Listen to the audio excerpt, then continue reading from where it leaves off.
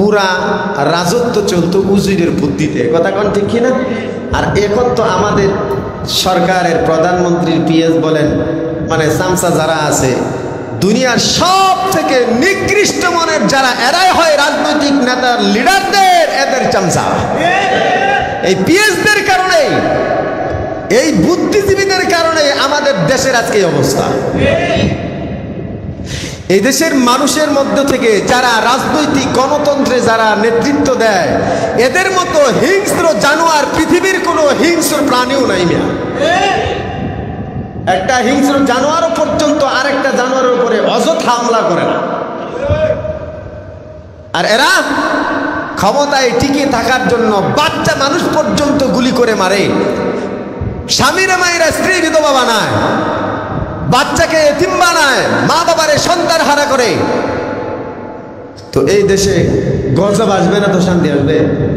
3000 রোগ সৃষ্টি করার পর আল্লাহ পাক 1000 রোগের চিকিৎসা আল্লাহ তাআলা কোরআনে রাখলেন, আর 1000 রোগের চিকিৎসা ডাক্তারি হাকিমি কবিরাজির মধ্যে আল্লাহ তাআলা দিয়ে দিলেন।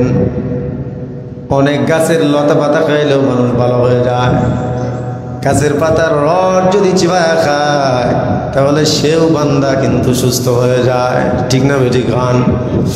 কিন্তু আল্লাহ তাআলার হুকুম যদি না থাকে তাহলে বান্দা দুনিয়ার জমিনে হাকিমি কবিরাজি ডাক্তারি সব চিকিৎসা শেষ করে দেয়, কিন্তু বান্দা আর সুস্থ হয় না। একই ট্যাবলেট দুইজনে খায়, একজন ভালো হয় আর একজন ভালো হয় না, কথা কন না কা?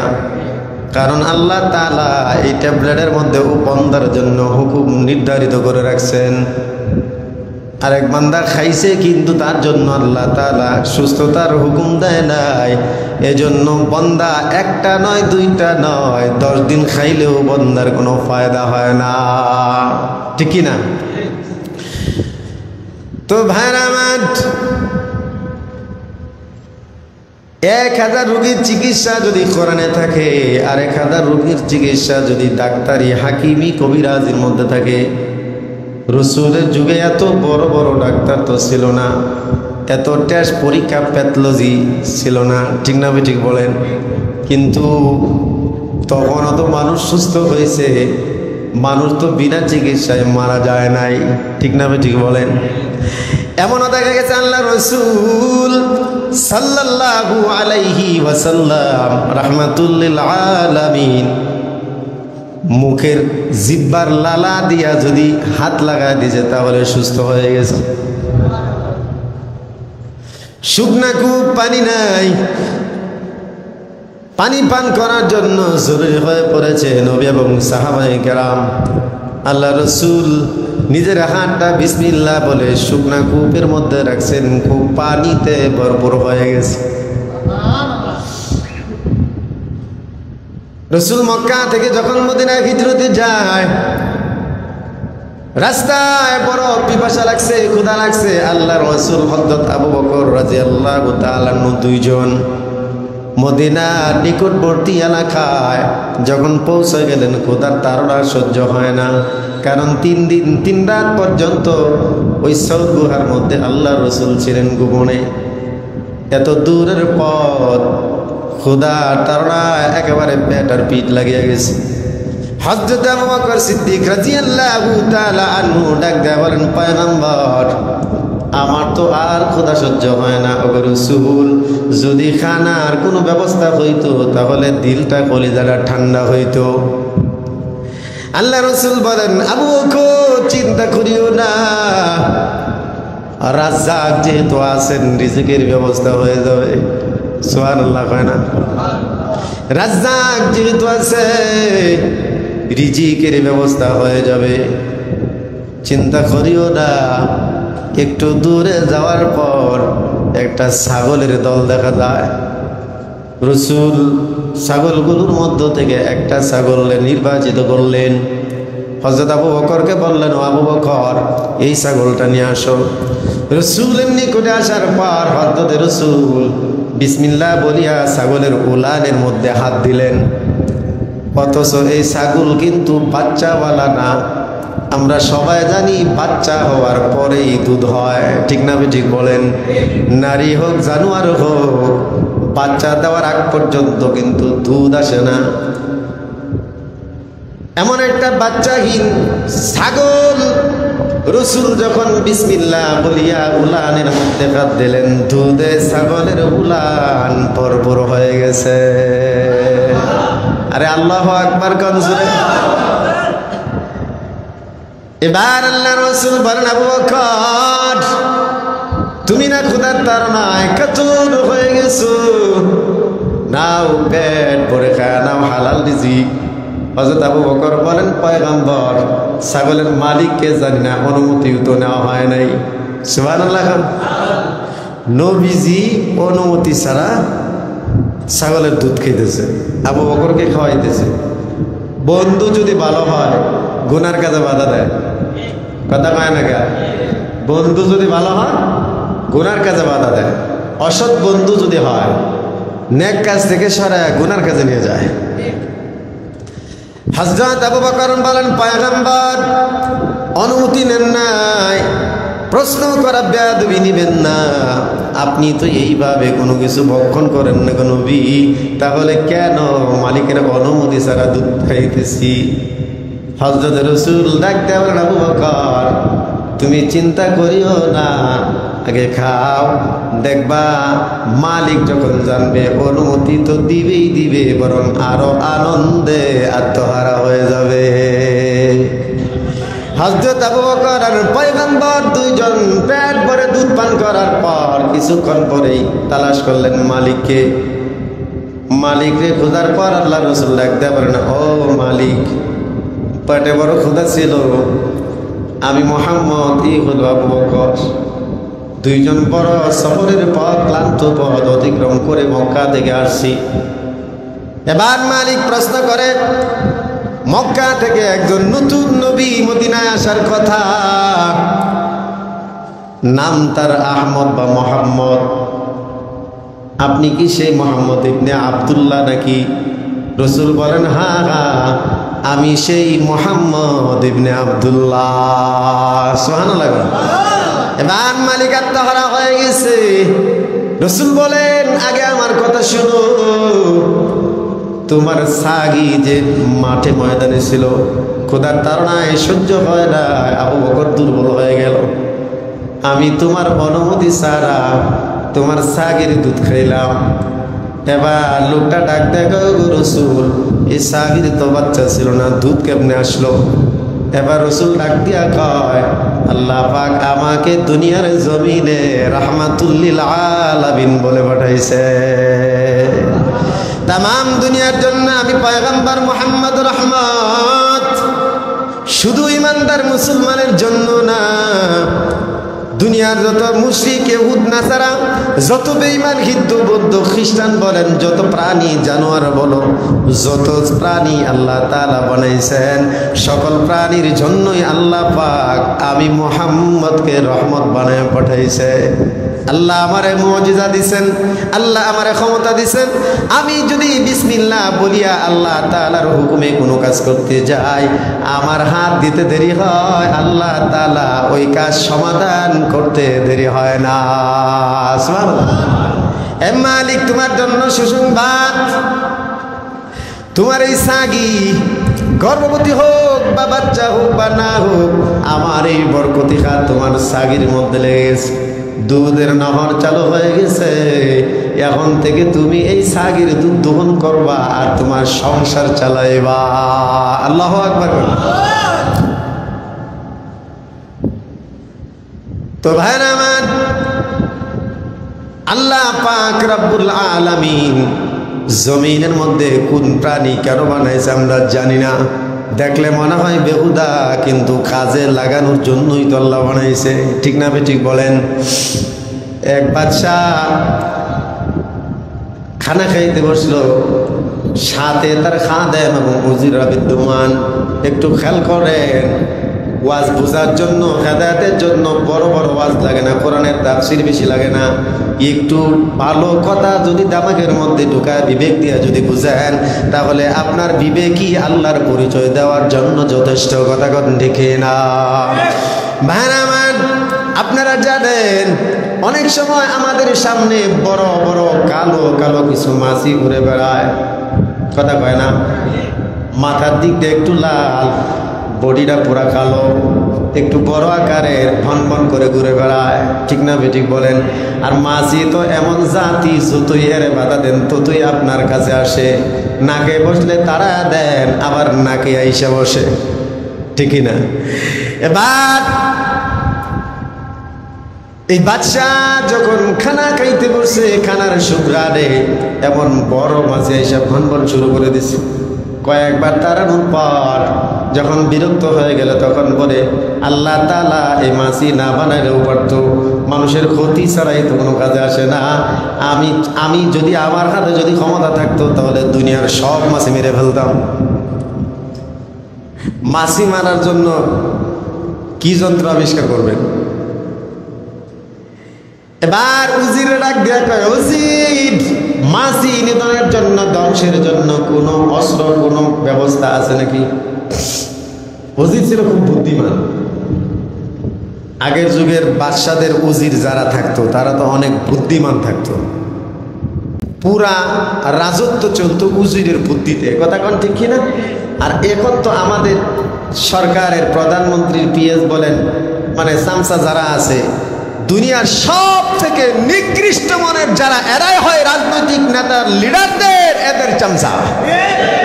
এই পিএসদের কারণে, এই বুদ্ধিজীবীদের কারণে আমাদের দেশের আজকে এই অবস্থা। এই দেশের মানুষের মধ্য থেকে যারা রাজনৈতিক গণতন্ত্রে যারা নেতৃত্ব দেয়, এদের মতো হিংস্র জানোয়ার পৃথিবীর কোনো হিংস্র প্রাণীও নাই মিয়া। একটা হিংস্র জানোয়ারও পর্যন্ত আরেকটা জানোয়ারের উপরে অযথা হামলা করে না। আর এরা ক্ষমতায় টিকে থাকার জন্য বাচ্চা মানুষ পর্যন্ত গুলি করে মারে, স্বামীরা মায়েরা স্ত্রী বিধবা বানায়, বাচ্চাকে এতিম বানায়, মা বাবারে সন্তান হারা করে। তো এই দেশে গজব আসবে না তো শান্তি আসবে?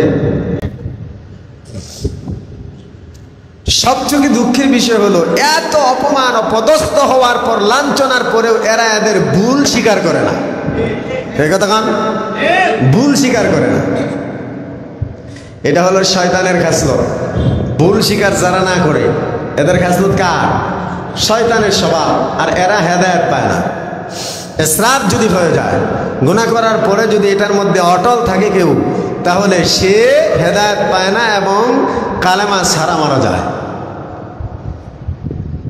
ভাইরা আমার, এবার উজির ডাক দেয়া বলেন, বাদশা নন্দন, আপনার এই কথার সমর্থন আমি দিতে পারি নাই। কই কেন? আল্লাহ তাআলা কোনো না কোনো কারণের জন্যই তো আল্লাহ বানাইছে। আল্লাহ তাআলা কোনো প্রয়োজন ছাড়া মাখলুককে বানায় নাই। এমনকি মুহাম্মদুর রাসূলুল্লাহ বলেছেন, দুনিয়ার জমিনে যত হাজার মাখলুকাত আছে, সব মাখলুকাতকে আল্লাহ তাআলা ইনসানের উপকারের জন্যই বানাইছে। এবার বাদশা বলে, তাহলে আমাদের কি উপকার আসে? শুধু ক্ষতি ছাড়া আর কিন্তু কোনো উপকার আসে না। রসুল মাছি সম্পর্কে এক হাদিস বলছেন, খেয়াল করে শুনেন। মাছি যখন খাবারে বসে, মাছির দুইটা ডানা, এক ডানার মধ্যে থাকে রূপবেদী, আর এক ডানার মধ্যে থাকে ঔষধ।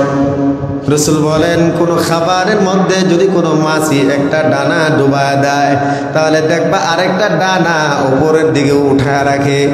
যে ডানার মধ্যে ঔষধ, ওই ডানায় মাছি উপরের দিকে উঠায় রাখে। যদি দেখো একটা ডানা খাবারের মধ্যে, পানির মধ্যে যদি চুবায় দেয়, তাহলে তুমি আরেকটা ডানা ইচ্ছা করিয়া ওই খাবার বা পানির মধ্যে চুবায় দাও, তাহলে তার বিষাক্ত ওই রোগের যত ভাইরাস আছে, ওই ঔষধের দ্বারাই সাথে সাথে শেষ হয়ে যায়। আরে সুবহানাল্লাহ খান। কিসের বিজ্ঞান? কোরআন থেকে বড় বিজ্ঞান আছে নি? তো ভাইরা আমার, এবার বাদশার উজিরের মধ্যে তর্ক হওয়ার পর বাদশাহ বলে, উজির তোমার কথা আমি মানতে পারলাম না। উজির কয়, ওকে বাদশাহ নন্দন বেয়াদবি নিয়েন না, অতি শীঘ্রই হয়তোবা আল্লাহ পাক এর কারণ আপনাকে জানায় দেবে। কিছুদিনের মধ্যেই বাদশার এক রোগ হয়েছে। কি রোগ? মাঝে মাঝে আমাদের ফোড়া হয় না শরীরে, বড় বড় ফোড়া হয়, একেবারে ডাক্তার দিয়ে অপারেশন কইরা তারপর কাটা লাগে, ঠিক না? ভিতরে অনেক বড় একটা গুটা থাকে, কথা বল না কেন? এটা যখন পাকে তখন এটার ভিতর থেকে যে সমস্ত ময়লা বের হয়, পুজ মারক্ত বের হয়, এই জায়গাটা অনেক সময় গর্ত হয়ে যায়, ঠিকই না? কন কারো গর্ত হয়তো মিশে যায়, আবার কারো গর্ত যদি বেশি হয়, সঠিক চিকিৎসা না হয় তাহলে গর্ত থেকে যায়, ঠিকই না? এমন বড় কিছু পুরা হয়েছে বাদশার। ডাক্তার হাকিম কবিরাজ সব শেষ, কোনো ফায়দা হয় না, না এটা পাকে, না গলে, না সুস্থ হয়। ব্যথার যন্ত্রণায় বাদশা অতিষ্ঠ হইয়া উজিরকে বলতেছে, উজির টাকা পয়সার তো চিন্তা নাই, তুমি দেখো দুনিয়ার কোন জায়গায় কোন কোনায় এর চিকিৎসা আছে। কিন্তু চিকিৎসা যতই করুক, এটা সুস্থ হওয়ার জন্য তো হুকুম লাগবে, কথা কন না কেন? আর হুকুমটা দিবেন কে? এবার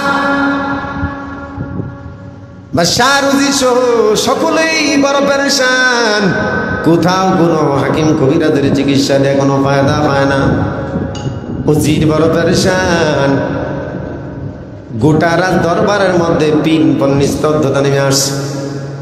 হঠাৎ করে এক আল্লাহর বান্দা মুসাফিরের হালত জোরে আসছে, কাঁধে একটা ব্যাগ, মাথার চুল এলোমেলু, চেহারায় কেমন যেন খুশকু খুশকু ভাব, পাগলের মতো দেখা যায়।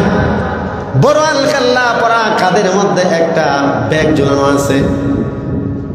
আয়েশা সুজা রাজ দরবারে ঢুকে গেছে।